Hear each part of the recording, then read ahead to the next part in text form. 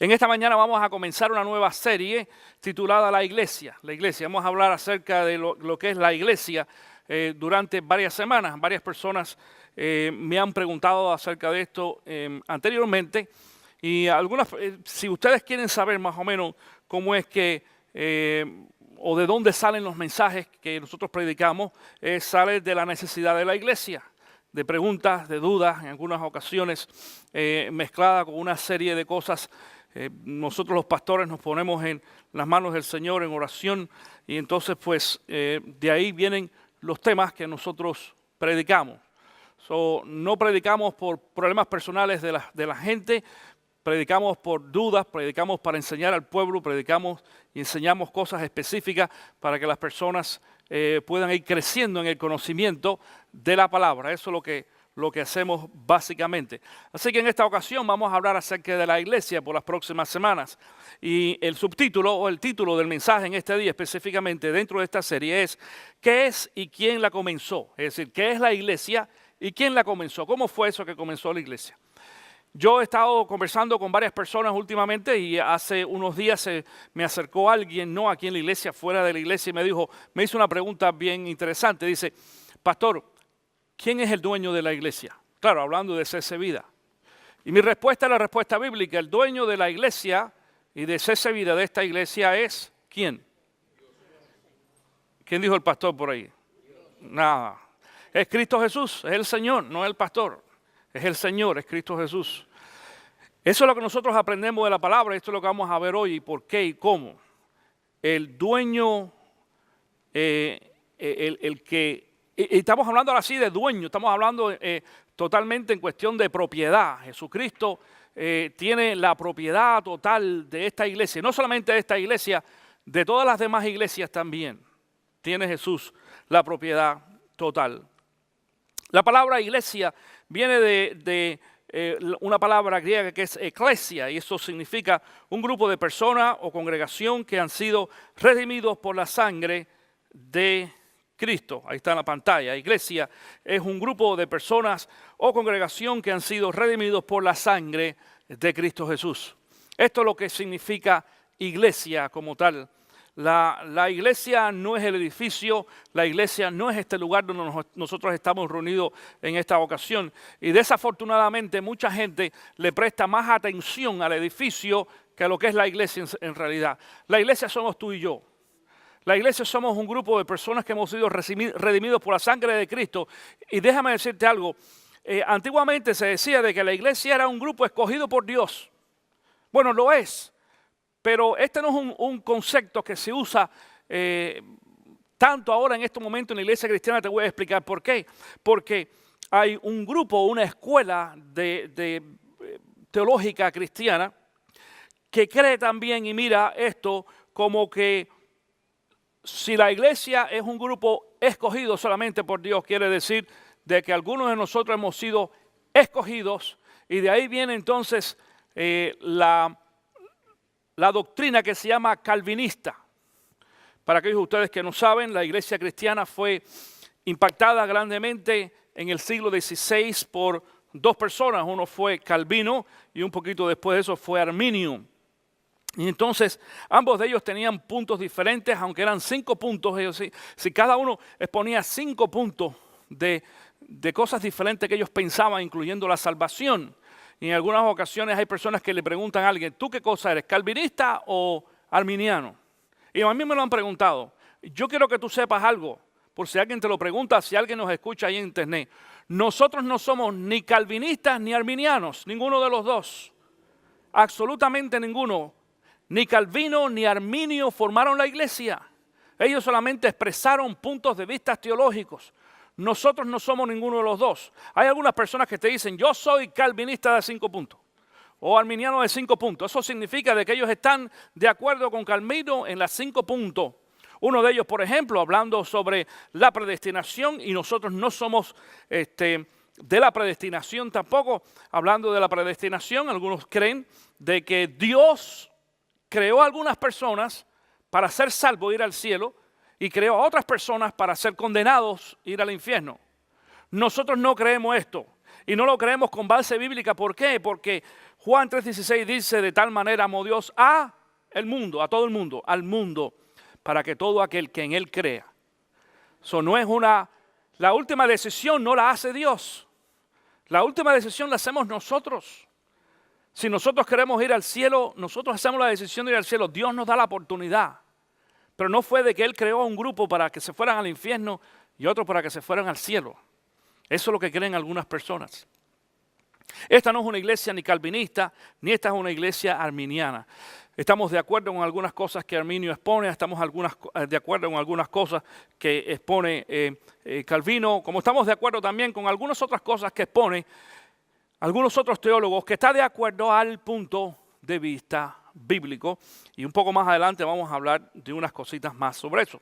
Pero por eso decimos que la iglesia es en realidad un grupo de personas que han sido, dice, lavados por la sangre de Cristo Jesús. Personas que han recibido a Cristo, que han creído en Jesús como su Salvador personal. Y entonces ahora son salvos, son parte del pueblo de Dios, parte de la iglesia de Dios. Y cuando hablamos de la iglesia de Dios también vamos a hablar de dos grupos. Es decir, la iglesia tiene dos aspectos. Uno de ellos es el grupo local y otro es el grupo universal. La iglesia local es esta. Nosotros somos una iglesia local. Una iglesia que estamos localizados aquí en Ocala, pero en Ocala hay muchas iglesias también cristianas que predican el evangelio de Cristo. Nosotros somos una iglesia local, un grupo local. En este mismo edificio, por ejemplo, se reúne también otra iglesia. Y ellos adoran en inglés, nosotros generalmente lo hacemos en español. Son dos iglesias locales en un solo edificio. Pero al frente aquí hay otra iglesia. Y allá en la esquina está Center Point, que son nuestros buenos amigos.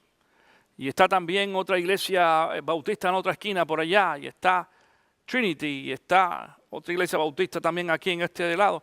Hay varias iglesias locales. Todas estas iglesias locales forman entonces lo que nosotros conocemos como la iglesia de Cristo Jesús o la iglesia universal. Quiero también aclarar en este día que cuando hablamos de la iglesia universal, a lo mejor viene a tu mente a ti algo que es un sinónimo de iglesia universal, que es la palabra católico. Por eso fue que la iglesia romana le puso a la iglesia católica romana. ¿Por qué romana? Porque comenzó en Roma, originalmente. De hecho, originalmente es la iglesia a la cual el apóstol Pablo lo escribe cuando tú lees ahí en tu Biblia el libro de Romanos. En el libro de Romanos, vamos a ver que esa es la iglesia cristiana de Roma, de ahí salió. Esa iglesia se contaminó, después se dividió y parte de esa iglesia sale lo que se conoce ahora como la iglesia católica romana. Inclusive originalmente es iglesia católica, apostólica y romana. Dice, y quiero que sepas esto, aún en latín es I romana. Esa I significa, es como decir esto, pero déjame decirte, también somos romanos. Es decir, la iglesia es católica, apostólica y romana. Ellos hicieron la declaración como diciendo, nosotros somos la iglesia universal. Y en realidad la iglesia universal, de acuerdo a la Biblia, es cualquier iglesia que crea en Cristo Jesús, que lo predique, que crea en Cristo como el Hijo de Dios, el único Salvador del mundo, y que tenga una relación con el Señor. Ahora, aquí hay la diferencia entre los dos grupos. Hay una diferencia entre iglesia local o grupo local y el grupo universal. Hay una diferencia. ¿Cuál es la diferencia en esta mañana que vamos a ver? Es de que la iglesia universal está compuesta por todos los creyentes del mundo, de todas las iglesias. Pero en la iglesia local, no todo el mundo es creyente. En la iglesia local, no todo el mundo conoce a Cristo y no todo el mundo es salvo. Desafortunadamente. En la iglesia local, en esta iglesia inclusive, hay personas que todavía no han tenido una experiencia con Cristo Jesús. Y no estamos hablando de personas nuevas. Hay personas que están en la iglesia 15, 20 años y no han tenido una experiencia con Cristo. Van a la iglesia y a lo mejor esa es la pregunta que tú te haces. ¿Y por qué van a la iglesia, pastor? Van a la iglesia porque es una costumbre. Van a una iglesia porque se sienten bien. van a la iglesia porque es una cuestión de cultura, van a la iglesia porque mi abuelito, mi mamá, mi papá lo acostumbraban a hacer y me enseñaron y fuimos. Pero no ha habido una relación, no han entendido que ir a la iglesia no es para llenar un marco, ir a la iglesia es el ir a alimentarnos espiritualmente de acuerdo a lo que nosotros aprendemos y vamos a la iglesia, porque eso es otra cosa que hablamos la semana pasada con alguien, por ejemplo. Miren, hay algunas personas que piensan que ellos vienen a la iglesia para llenarse. La enseñanza bíblica no es de que nosotros venimos a la iglesia para llenarnos de nada. Nosotros venimos a la iglesia en realidad para vaciarnos. Entonces, ¿cómo pastor? Claro, el venir a la iglesia, este es el culto nuestro racional que dice la Biblia, donde nosotros venimos delante del trono de Dios. Cuando nosotros estábamos aquí hace un rato cantando, venimos delante del trono de Dios, venimos a cantar. No venimos a cantarle a la gente. Ustedes no me vienen a cantar a mí como pastor, ni a mi esposa, ni a nada, ni a ninguno de los hermanos, a nadie absolutamente. Venimos a adorar el nombre de Cristo Jesús. Y cuando nosotros venimos delante del trono de Dios, venimos entonces a vaciar adelante del Señor y a dar toda nuestra adoración a Cristo Jesús. Por eso cuando tú vengas aquí los domingos, no te estés fijando en el que canta, en cómo se vistió, en que si cruzó las manos o los pies, o si se rió o no se rió. Nosotros tratamos de dar la mejor imagen desde aquí a las personas que cantan los domingos, porque es importante. Pero a eso no venimos. Y si de pronto hay personas que miran, a ver, déjame mirar la ortografía de la música. O faltó una letra, qué bueno, si tú ves una falta de ortografía, déjanos saber. Si tú ves que una palabra le falta una letra, déjanos saber y la vamos a arreglar. Pero eso no cambia la razón por la cual nosotros venimos los domingos a la iglesia. No venimos a la iglesia a prestar atención a las cosas que están pasando a nuestro alrededor.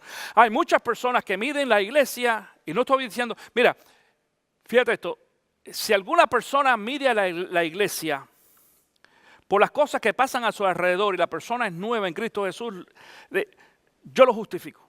Porque digo, esta persona no es creyente, no es cristiana, quizás no entiende lo que es. Pero en algunas ocasiones hay personas que llevan años en la iglesia, años en los caminos de Cristo, entre comillas, y todavía vienen a criticar a los que están aquí. Y miran al lado y dicen, ¿cómo te vestiste? ¿Cómo no te vestiste? En una ocasión yo recuerdo de que yo conocí a una persona en la calle, no me acuerdo en dónde, en una tienda, en algo, y yo lo invito a la iglesia, y él me dice, el problema es que yo no tengo carro, no tengo auto. Digo, bueno, si quiere, podemos hacer arreglos para pasarlo a recoger. Y cuando me dijo dónde vivía, eso es algo que nosotros no hacemos comúnmente, ¿ok? Es decir, lo hice porque vivía cerca de mi casa. Y digo, oye, usted está cerca, lo único que, ¿sabe? Yo llego a la iglesia mucho más temprano, es decir, yo estoy en la iglesia 1 o 2 horas antes. Bueno, no le gustó mucho, pero ¿qué vamos a hacer? Yo lo pasé a recoger y vino a la iglesia. Y cuando él me vio, yo no le había dicho que yo era pastor, ni nada por el estilo, yo solamente lo invité a la iglesia. Y él me dice, ¿y quién es el pastor de la iglesia? Digo, soy yo. Ah, sí. Y yo andaba vestido así como tú me ves. Dice, ¿y usted se va a cambiar de ropa ahorita? Digo, no. ¿Usted no se pone una corbata? No. ¿Ni saco? No, tampoco. Y dice, entonces esto no es una iglesia, esto es un club. Digo, ¿usted quiere tratar el club o prefiere que yo lo lleve a su casa antes? Bueno, ¿sabe qué? El hombre se quiso ir para la casa. No entró al servicio. Yo no pude llevarlo porque yo no me podía ir. Entonces se quedó afuera, en la iglesia, en el otro lugar donde estábamos, durante todo el servicio esperando a que alguien le diera un ray, porque él pensaba que para ir a la iglesia, los hombres tenemos que ir de cuello y traje y corbata, y las mujeres, y a lo mejor las mujeres, él esperaba que las mujeres vinieran con su pamela, tú sabes, con el sombrero ese que no te deja ver cuando te sientas atrás, cosas así. Porque esa es la imagen de algunas personas, y para otros, como este señor, él no venía a la iglesia a presentar, él en el camino me venía hablando de su experiencia cristiana y tú sabes, de toda esta serie de cosas y los años que él tenía con el Señor y lo maduro y lo espiritual que él era. Y yo me di cuenta que lo que venía era a ver, le interesaba más bien cómo lucían los demás y cuál era el ambiente y demás que lo que se iba a hacer. La iglesia cristiana nunca tuvo esa característica.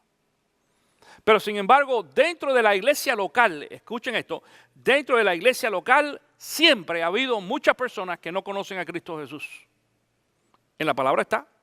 Es más, quizás el caso más impactante que conocemos en la palabra, en la Biblia, es el caso de Judas.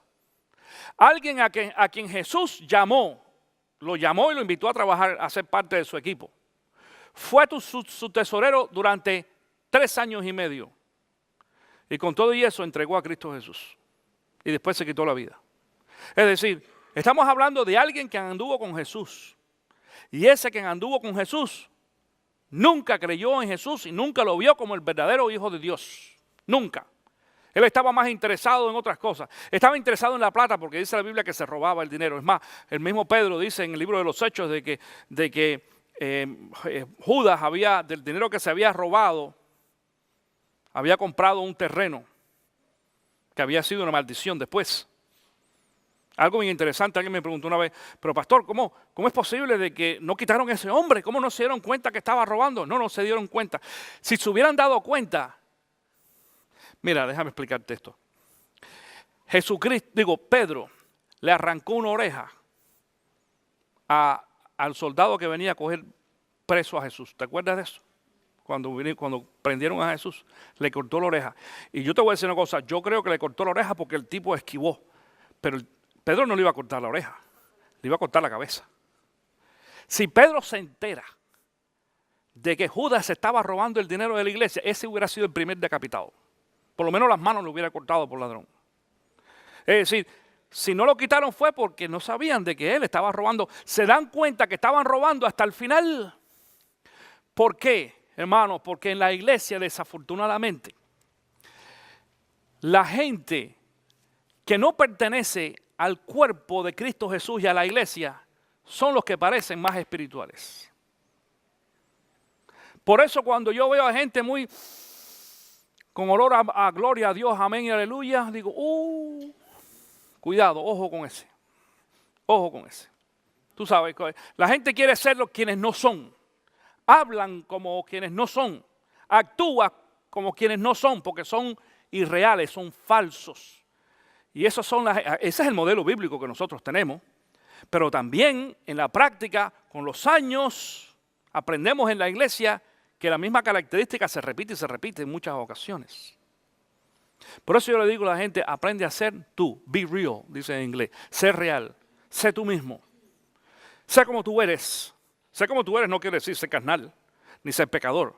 Sé como tú eres. ¿Sabes? No es lo mismo que yo venga a Tito. Hola Tito, ¿qué tal? ¿Cómo estás? Mírate, hermano Tito, que la bendición del Dios alto te... Y algunos dicen, hay personas que... Yo he aprendido en el ministerio.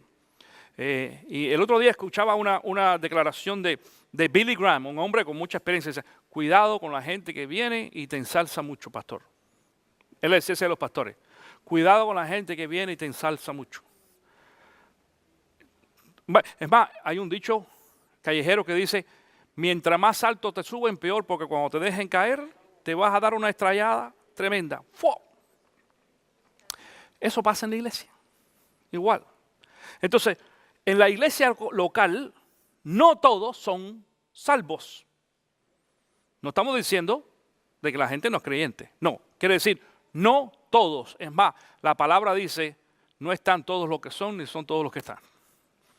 No todos son salvos. Son salvos y son parte de la iglesia universal, de la iglesia de Cristo, aquellos que de verdad han reconocido y han creído en Cristo Jesús. Vamos a decir esto con esta frase, un montón de nosotros y un montón de aquella iglesia, y un montón de la otra, y así, vienen a formar lo que es la iglesia cristiana, que es la que se va a ir en el día del rapto. Y es que también de los que ya han muerto, algunos de ellos han pasado a la presencia del Señor y están delante de la presencia del Señor porque han recibido verdaderamente a Cristo Jesús. Dice la palabra, por sus frutos los conoceréis. En el libro de Mateo capítulo 7, del versículo 15 al 20, dice lo siguiente. Cuídense de los falsos profetas. Vienen a ustedes disfrazados de ovejas, pero por dentro son lobos feroces. Por sus frutos los conocerán. Cristo Jesús es el que está diciendo esto. Por sus frutos. Los frutos no son las cosas que nosotros hacemos. Atención con esto. Los frutos no son las cosas que nosotros decimos. Atención con eso. Los frutos son las cosas que salen como producto de nuestra relación con los demás. Si tú eres una persona que te andas peleando con todo el mundo, tú no vas a tener amigos. No vas a tener amigos. Entonces, si tú no tienes amigos, ¿cuál es el fruto? No es la pelea. Yo no tengo que fijarme si tú te peleas o no te peleas. Para yo saber que tú eres un tipo peleonero, es ¿cuántos amigos tienes? Y quizás esta pregunta es un poquito difícil, porque cuando hablamos de amigos, hay una categoría muy amplia de amigos, ¿no? Hay veces que quizás a muchos de nosotros con una mano nos sobran dedos para poder nombrar realmente los amigos. Yo prediqué sobre esto aquí en una ocasión. Los tres tipos de personas que se acercan a nosotros. Dije que uno de ellos era estoy pensando en inglés, los confidentes. Esas personas que están contigo en las buenas y en las malas. Y que vienen y te hacen una crítica personal por ayudarte, no por echarte a perder. Y dice, si tú tienes 2 o 3 de esos en toda tu vida, no en toda tu vida, si en toda tu vida tú tienes 2 o 3 confidentes, eres un hombre bendecido. Pero entonces están los otros que son los socios.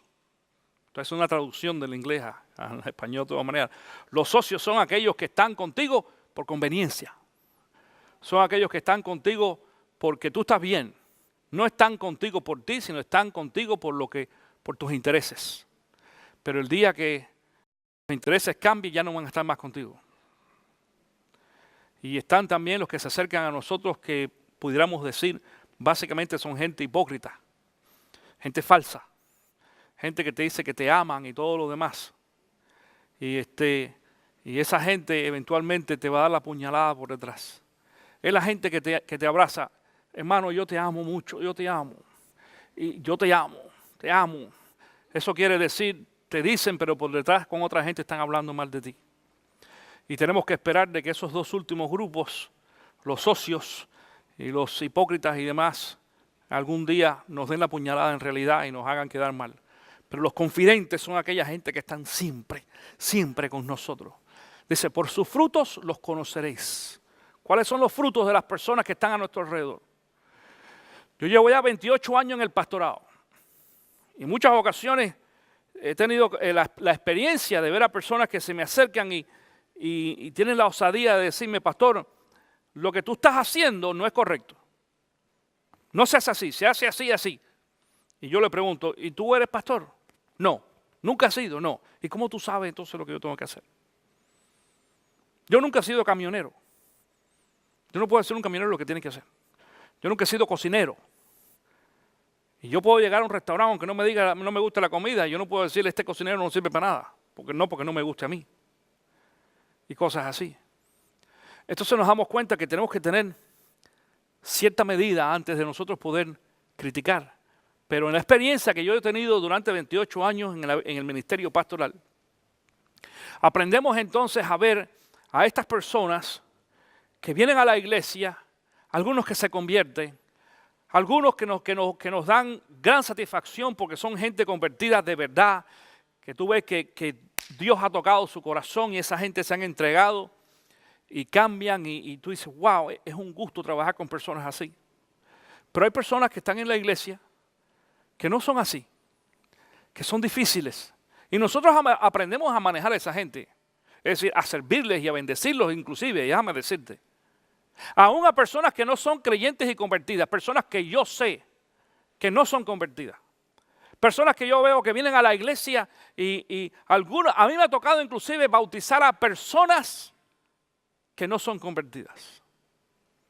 Y yo se los digo, yo te voy a bautizar porque tú lo has pedido y yo no tengo ninguna excusa bíblica para negarte a ti el bautismo.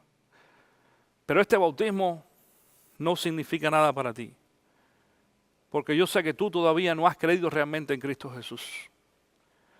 Y uno dice, ¿y tú cómo tú sabes, pastor? El Espíritu Santo, a nosotros los pastores y los líderes, nos ilumina de una forma sobrenatural. Y yo no voy a presentar esto en esta mañana como, oh, my God, los pastores. No.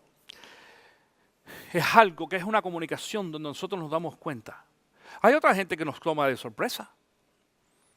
Hay muchas personas que vemos en la iglesia muy efusivas, y tú los has visto también, quizás, se comen al mundo y de pronto hacen así, se pierden, se enfrían y se van y se desvanecen como si nadie. Uno dice, pero ¿y qué pasó con esta gente?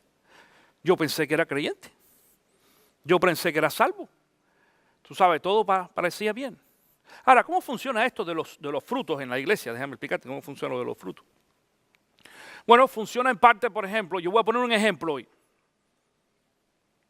El ejemplo que voy a poner es porque personas que conozco en la iglesia, por ejemplo, los Martínez. Yo sé que los Martínez llevan más de 30 años como creyentes, me parece, ¿verdad? Okay. Y sin embargo, después de 30 años siguen en esta iglesia. Es muy raro ver que personas cristianos que hayan estado caminando con el Señor fielmente por 15, 20 y 30 años, que a los 30 años digan, soy anatema. Anatema quiere decir que nieguen de la fe y se vayan. Es muy raro. Generalmente eso se ve en los primeros años. Tú sabes, a veces que 5, quizás 10 años. Pero ya cuando llegan a los 30 años, si estudiamos las estadísticas, es muy raro ver eso. Generalmente son personas que duran mucho en la casa del Señor. Entonces, yo veo el fruto de Carmen y de Luis. Y yo no tengo por qué dudar de la salvación de ellos. Pero hay otras personas que tú dices, recibieron al Señor, pero los ves solamente en 2 ocasiones, Easter y Navidad. O resurrección y Navidad. Vienen solamente a la iglesia en esos tiempos. O vienen a la iglesia cuando tienen algún problema. Vienen a la iglesia cuando están enfermos y tienen necesidad de pedir oración. O vienen a la iglesia también cuando necesitan trabajo, por ejemplo. Entonces tú ves que uno empieza a hacer una diferencia en las personas, pero hay un grupo que es fiel. Un grupo que viene hoy que está cayendo tremendo palo de agua. Aquí están, no hay ningún problema. Porque curioso, hay mucha gente que no está hoy aquí en esta iglesia porque está lloviendo, pero yo te aseguro que si vas a la heladería de aquí de la 200, los vas a ver ahí al mediodía tomando helado. Con un paraguas. O en el cine. Están con el paraguas, está lloviendo, pero al cine van, no es problema ninguno. Pero a la iglesia no. Por eso es que decimos de que no están todos los que son, ni son todos los que están. Y dice el resto de este texto bíblico, ¿acaso se recogen uvas de los espinos o higos de los cardos? Del mismo modo, todo árbol bueno da fruto bueno, pero el árbol malo da fruto malo. Un árbol bueno no puede dar fruto malo, y un árbol malo no puede dar fruto bueno. Todo árbol que no da buen fruto se corta y se arroja al fuego, así que por sus frutos, dice, los conocerán. ¿Cómo conocemos a la gente en la iglesia? De acuerdo a su fruto nos enseña a nosotros la palabra. Y la pregunta quizás más grande que nos podamos hacer en el día de hoy es, ¿quién estableció la iglesia? ¿Quién estableció la iglesia? Porque como decíamos, esta pregunta que una joven me hizo, pastor, ¿quién es el dueño de la iglesia? Cuando uno dice es Cristo Jesús, a lo mejor a algunas personas le parece, esa es una respuesta muy, ¿cómo diríamos? Muy genérica, quizás sí, muy espiritual. Porque es posible, y no solamente que es posible, es cierto que en algunas ocasiones algunos hombres llamados pastores se puedan esconder detrás de ese concepto para hacer cosas inapropiadas en la iglesia. O negocios, es cierto. Pero la enseñanza bíblica nos muestra a nosotros, otra vez, que el único dueño es Jesucristo. Claro, lo que pasa es que cuando nosotros hablamos de esta palabra de dueño, nos parece como negocio, nos parece como interés material. Y Jesús no tiene interés material en la iglesia. Tiene interés espiritual, pero sigue siendo el dueño. Es más, es el dueño tuyo y mío. Porque dice la Biblia de que Él nos redimió con su sangre. Nos redimió quiere decir nos compró. Nos compró con su sangre. Yo escuchaba la ilustración de un pastor en el día de ayer precisamente que decía, ¿qué tal si tú tienes un carro nuevo que te compras, el más bonito, el más lujoso, y de pronto te lo roban? Te lo robaron. Y la policía te llama unos días después, te dice, oye, encontramos tu carro. Y quizás a alguno le ha pasado aquí, no sé. Encontramos tu carro y dices, ay, qué bueno que encontramos. Pero cuando tú llegas allí al carro, te das cuenta de que el carro ha sido todo destruido. Le habían dejado el sunroof abierto, no importa si llovía, y se había mojado todo. habían hecho una fiesta dentro del carro y se habían puesto inclusive a repartir pizza con el carro y estaba todo sucio y lleno de comida. Los asientos los habían roto y aquello era tremendísimo. ¿Y tú qué dirías? ¿Qué es lo que pasa en los tiempos modernos de ahora? La gente dice, yo no quiero ese carro así. Claro, uno enseguida va al seguro y lo reclama como ¿qué? Como una pérdida. Pero hay personas que le ha pasado eso y dicen, pero este es mi carro, que a mí me gusta y que significa algo especial para mí. Y cogen ese carro otra vez y lo limpian y lo restauran y lo pintan y queda mejor que como estaba antes. Y decía ese pastor, eso fue lo que hizo Cristo con nosotros. Porque Cristo nos creó a nosotros santos y puros cuando éramos niños. Y el pecado fue lo que nos corrompió a nosotros. Y Jesucristo nos encuentra otra vez. Y en vez de desecharnos y decir, tú no sirves, tú te metiste en droga y tú te metiste en la bebida y tú te metiste en la prostitución y tú te metiste en el juego, allá tú, yo no te quiero más.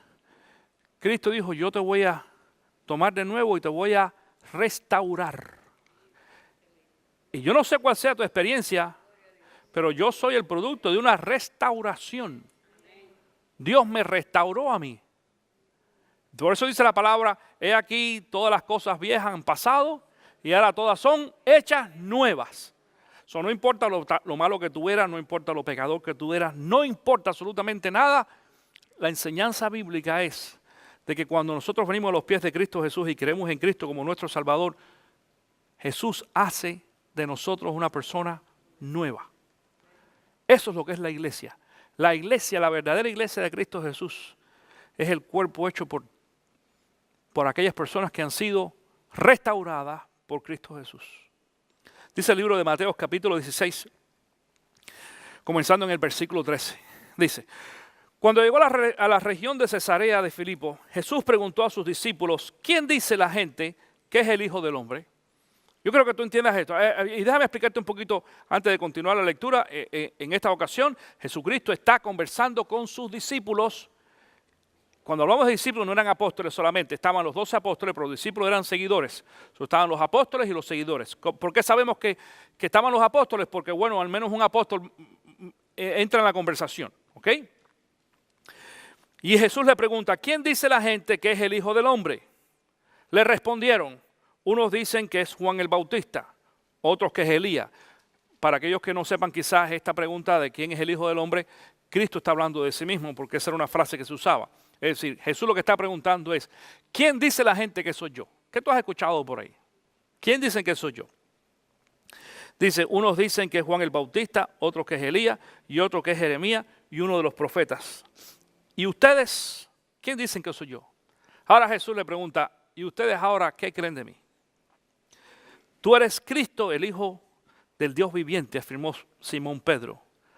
Dichoso Simón, hijo de Jonás, le dijo Jesús, porque eso no te lo reveló ningún mortal, es decir, ninguna persona, sino mi Padre que está en el cielo. Yo te digo que tú eres Pedro, y sobre esta piedra edificaré mi iglesia, y las puertas del reino de la muerte no prevalecerán contra ella. Esto es un texto bíblico que ha creado mucha división en la iglesia, porque algunas personas piensan de que la piedra es Pedro. Si tú lees primera y segunda de Pedro después vas a ver que el mismo Pedro dice que él no es la piedra. Dice la piedra angular es Cristo Jesús. Lo dice la Biblia. La piedra no era Pedro, la piedra era la confesión que Pedro había hecho. En ese momento cuando Jesús dice, ¿y ustedes quién creen que soy yo? Y Pedro dice, tú eres Cristo, el Hijo del Dios viviente. Si Tito viene de pronto, después que Tito y yo nos conocemos, y Tito viene y me dice a mí, pastor, ¿quién soy yo? Yo le digo, tú serás Alex o Jonathan, el hijo de Clemencia. Tito va a decir, me he perdido 5 o 6 años de conocer al pastor y todavía no sabe quién soy yo. Pero si yo puedo identificar a Tito, tú eres Tito, el esposo de Mari. Y el papá de Cristinita. Ya Tito estaba sabiendo de que hay una relación en la cual nosotros nos conocemos. Y esa relación me hace a mí conocer aún de Tito mucho más que ser simplemente el esposo de Tita. O de Mari. Nosotros le decimos Tita de cariño, ¿no? De Mari. Eso es una confesión. La amistad de Tito y mío está basada en que nos conocemos y nos identificamos. En esta ocasión, cuando Pedro identifica a Jesús, fíjate lo que sucede aquí. Pedro le dice, tú eres Cristo, el Hijo del Dios viviente. Es decir, yo sé quién tú eres. Aquel dirá que tú eres Moisés o Abraham o el que sea o Elías, pero yo sé que tú eres Cristo, el Hijo del Dios viviente. Y Pedro lo que le está diciendo, Jesús le responde a él, y tú eres Pedro. La respuesta de Jesús es, tú sabes quién soy yo, pero yo no sé quién eres tú. No, y tú eres Pedro. Porque ¿qué razón tenía Jesús para decirle y tú eres Pedro? Si todo el mundo sabía, todos los que estaban en ese grupo conocían a Pedro. Todo el mundo. La única razón por la cual Jesús le dice, y tú eres Pedro, es para establecer ese contacto. De la misma forma que Pedro identifica a Jesús, Jesús entonces identifica a Pedro, y hay una conexión entre ellos dos. Dice, sobre esta roca. La roca es cuando tú y yo tenemos un contacto con Cristo Jesús. Cuando tú logras identificar a Jesús como el Hijo de Dios y como tu Salvador, esa es la roca sobre la cual Cristo Jesús edifica su iglesia. No es Pedro. La Iglesia Católica Romana, sin criticar, yo tengo muy buenos amigos católicos y sacerdotes y todo, no hay ningún problema, pero la Iglesia Católica Romana desafortunadamente ha enseñado a través de casi unos 1500 años o más, de que la piedra es Pedro. Y que Cristo Jesús formó la iglesia basada en Pedro. No, si después vamos a ver que Pedro fue el tipo, le sacó de quicio a Jesús y sacaba de quicio también a Pablo. Y él mismo cuando escribe primera y segunda de Pedro dice que Cristo Jesús era la piedra que muchos constructores habían desaprobado. Y lo llama piedra de ángulo. Piedra de ángulo quiere decir la piedra principal que se establece en una construcción. Si tú no sabías, cuando se hace un edificio, la primera piedra que se pone es la de la esquina. Se ponen dos bloques en la esquina y ahí se empiezan a hacer las paredes. Entonces tú coges el ángulo 45 y empiezas a hacer las paredes. Exactamente, si este ángulo aquí está bien, aquel va a estar bien. Y aquel también va a estar bien. Cristo era la piedra de ángulo, dice. La piedra primera establecida, el fundamento. Y entonces Jesús establece su iglesia en base a eso. No es en el pastor, no es en los mensajes del pastor, no es en el edificio, no es en la gente, no es en los instrumentos, no es en la tecnología que nosotros usamos en el internet. La iglesia cristiana está formada totalmente sobre Cristo Jesús. Cuando tú y yo nos identificamos con Cristo, entonces somos parte de la iglesia. Por eso muchas ocasiones cuando nosotros tenemos los grupos de oración durante la semana, que lo que asiste no es ni la mitad de la congregación nuestra, tenemos dos grupos. Y unos dicen, pero pastor, ¿y por qué los demás no vienen? No te preocupes. Jesús bendice a la iglesia no por los infieles, bendice por los fieles. Y los fieles siempre son un grupo más pequeño, desafortunadamente. Ojalá todos fueran fieles. Ojalá fuera así, pero no sucede. Entonces cuando tú te reúnes y tú oras, Dios te está bendiciendo a ti y está bendiciendo a otros por ti también. Y Dios va formando la iglesia por esos poquitos. No importa cuánto problema pase esta iglesia, esta congregación, nosotros vamos a seguir haciendo el trabajo que tenemos que hacer porque es una cuestión que Dios puso en nuestras manos y es Dios el que está edificando esta iglesia. Y con esto quiero concluir hoy. Dice Salmos capítulo 127, versículo 1, y con esto vamos a concluir en esta mañana. Salmos 127, versículo 1. Si el Señor no edifica la casa, en vano se esfuerzan los albañiles. Si el Señor no edifica la casa, en vano se esfuerzan los albañiles. Dice la nueva versión internacional. Es decir, cuando yo vengo aquí a predicar la palabra, estamos predicando para que las personas tengan una relación con Cristo Jesús. Y no siempre es el mismo mensaje, no siempre es el mismo tema.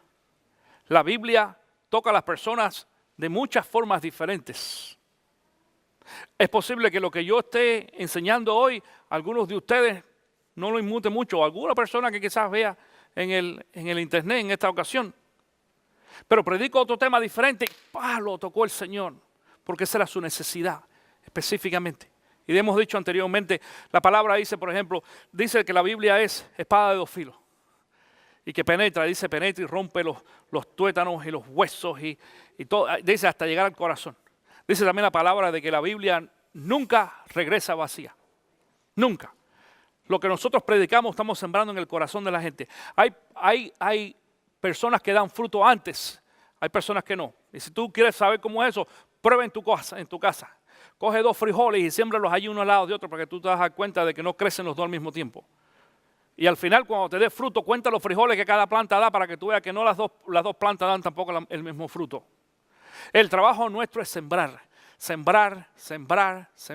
y cuidar dentro de esto y sembrar con la palabra de Dios. Dios tiene el trabajo y la responsabilidad de tocar el corazón de la gente. Y así es que la iglesia se va formando. No importa si hay 5, 10, 15, 20 o 1000 personas en la iglesia. Los números no nos pueden a nosotros impresionar. Yo soy, y vamos a hablar dentro de esta serie de la iglesia sobre el crecimiento y números en la iglesia. Vamos a llegar allí, tú verás. Yo soy de los que creo que la iglesia necesita crecer y tiene que tener gente. Claro que sí, lo tiene que hacer. Pero eso no es una impresión, ni eso es tampoco significado de que la iglesia está bien, ni tampoco quiere decir de que la iglesia es saludable. Hey, nosotros hemos pasado por esa experiencia y ustedes lo saben. Hemos llegado a tener mucha gente aquí y gente que está más corrompida que nada. Y que al final han llegado a ser un cáncer y un problema en la iglesia. Y Dios tiene que sacar el biturí y hacer su cirugía. Y saca este y saca aquel. Y así que funciona Dios. Para que la iglesia siga entonces funcionando y trabajando. Cuando tú siembras allí una matita de frijol, si te descuidas, cuando vengas a la semana no tienes una matica, tienes 20. Pero te vas a dar cuenta que parecen frijol, pero no son frijol. Entonces, si quieres salvar esa de frijol que tienes que quitar todas las demás que están. ¿Parecen frijol? No son frijoles, parecen, pero no son. Quítalas, porque van a matar a que de verdad es frijol. Estoy poniendo un ejemplo en esta mañana. Y eso es lo que hace Dios. La iglesia tiene que ser edificada solamente en Cristo Jesús.